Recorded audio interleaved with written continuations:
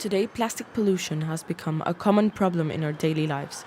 There is a great abundance of man-made plastic products in the environment, which is affecting the wildlife and their habitats, as well as human populations. Plastics degrade over time but do not disappear.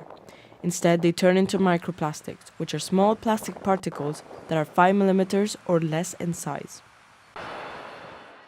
A student participated in a competition organized by Imperial College with the aim of making a change, in which he and his teammates chose to tackle the problem of microplastics. So we worked on this project and we developed a filter that was able to remove microplastics from a sample and essentially provide microplastic-free water. I think we got it to 99.9%. Now we've entered another competition at Imperial, the Venture Catalyst competition, where we're trying to develop a commercial device that people can use on the go on their water bottles to filter from the tap to remove microplastics, so that it can have a more widespread use at the moment. In 1974, global plastic consumption per year was 2 kilograms per person. Today, this has increased to 43 kilograms and it is still set to increase. If plastic consumption increases at its current rate, according to the National Geographic, by 2050 there will be 2 billion metric tons of plastic in landfills. Despite the efforts of large companies to reduce plastic, it continues to be used, being supermarkets one of the main plastic providers. Milk bottles, cleaning products, meat, and even fruits that if they're not packed, you need to use a plastic bag to deposit them.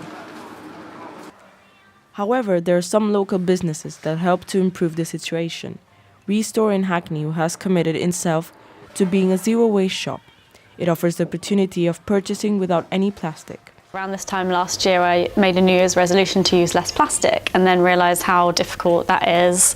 We're surrounded by packaging everywhere, and I kind of became a little bit obsessed with trying to find ways to use less plastic in packaging. So that kind of was a bit of an obsession, and then I thought, well, I could maybe turn this into a business. The shopping process is very simple and quick. People bring in their own containers into the store, or they can pick up a spare container that we've got here. Then you weigh it, and then you refill it with whatever you need, and then you bring it to the till to pay, and I take off the container weight for you, so you obviously only pay for what you buy. It is a difficult process to do without plastic, but as Restore has showed us, it is not impossible.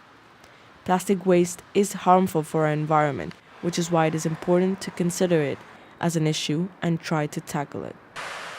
Simi Hinwani, City News, London.